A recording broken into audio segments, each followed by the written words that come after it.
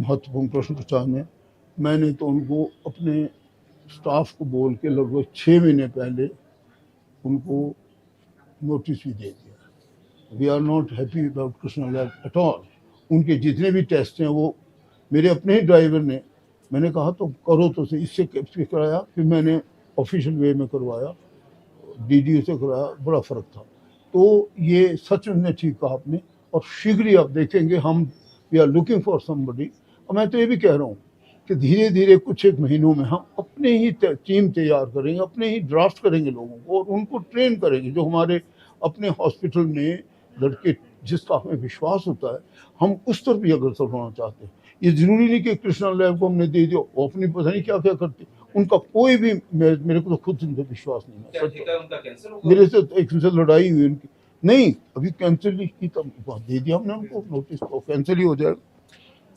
They are under notice now, हम उनको नहीं करेंगे, इसमें कोई दो राय। माननीय शांता कुमार जी एक बहुत ही प्रतिष्ठित व्यक्ति हैं। अगर वो हमारे न केवल राजनीति के भीष्म पितामह हैं, पर वैसे भी ही इज ए वेरी, मैं तो उनके साथ बहुत नज़दीक से काम भी किया है। शांता कुमार जी ने जो बात कही है उसका हम पूर्ण आदर करते हैं, और कहते हैं भाई अगर कोई निंदा करता है और अच्छाई की तरफ ले जाता है तो वो निंदा नहीं होती, और अगर उन्होंने कुछ बात कही है तो उस पर पूरा ध्यान देना चाहिए। कुछ कमियाँ हैं तो मैं खुद भी जाऊंगा टाटा मेडिकल कॉलेज में, जो इसी कुछ कमी नजर आ रही है उसको देखेंगे, दूर करेंगे, व्हाई नॉट। सर जो हिमाचल प्रदेश में मैं समझता हूँ कि ये जो हड़ताल वगैरह पे जाना भी होता है ना, ये भी कभी कभी किसी के प्रेरित करने के बाद होता है शुरू। मैंने देखा है कि आप हैरान होंगे, जो मैं तो इसको सब्जेक्ट को डील कर रहा हूँ, और शोभू राम जी इसके कर्णधार हैं, तो बड़ा वो बना रहता, दिखता उसको कुछ नहीं, लेकिन वो है वो।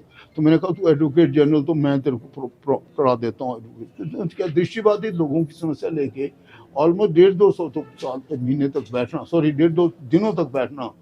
Y? Because somebody is fuelling them, giving them support. क्या तुम करते रहो। तो ये हमारी राजनीति में एक बड़ी अच्छी बात नहीं है, अनप्लेजेंट साइड ऑफ इट। ये हड़ताल जाना वगैरह तो तब होता है कि कोई आपके दुश्मन हो। अब हम लोग जो अधिकारी वर्ग हैं या जो चुने नेता हैं या जो अफसर साहबान, ये बेचारे वो दुश्मन थोड़ी हैं। अगर आप बैठ के ठीक से बात समझाओगे, अब रितु मेरे को बताएगी भी मेरी ये समस्या है, तो क्या मैं नहीं सुनूंगा। पर अगर हड़ताल में बैठ के बोलेंगे तो तब वो गड़बड़ हो जाता है। ये प्रेरित की गई बातें हैं जो राजनीति में नहीं होनी चाहिए। People must come forward with their people. Yes, with a proper forum. सब this is our requirement. How do you sort it out? अब आप अगर कोई एडमिनिस्ट्रेशन में गड़बड़ी है तो हम इसीलिए तो अब तब बैठे हैं यहाँ पे। Why not? We shall do it. मैं समझता हूँ ये हड़ताल वगैरह तब होती थी जब किसी वक्त जमाना ऐसा था कि we were under somebody's foreign yoke or something.